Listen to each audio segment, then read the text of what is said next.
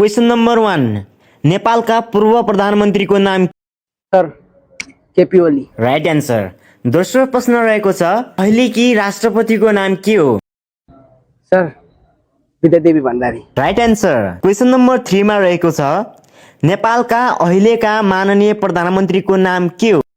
Sir Sher Bahadur Deuba. Very good. Question रहेको छ पृथ्वीको कुन ठाउँमा कहिल्यै पनि अँध्यारो हुँदैन? Sir Antarctica. Very good. यो इन्टरभ्यू विद्यार्थी होस् त तिमी जस्तो धेरै ज्ञान छ तिमीमा त। हजुरको यो गुण म कहिले पनि बिर्सिन सक्दिनँ, किनकि यस्ता सबै कुराहरू मैले हजुरबाटै सिकेको हुँ। यो सबै कुराको एन्सर दिएर आयो होला। क्वेसन चाहिँ के थियो मलाई सुनाउ न। नेक्स्ट। ल ल ल म गएको ल। ओइ यार छ्या, एन्सरको क्वेसन त सुनेर जा, यसले गरेर फेरि के बडो भन्यो? उत्तौलै भएर आउँदैछ। ल फर्स्टमा भन त तेरो बुबाको नाम चाहिँ के हो? केपी ओली। त्यसो भए तेरो आमा के हो? सर विद्यादेवी भण्डारी।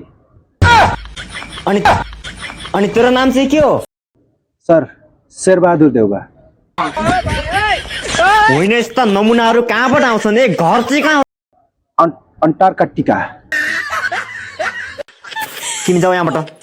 यहाँ यस्तो वायत कुराहरू गर्ने। Thank you so much sir.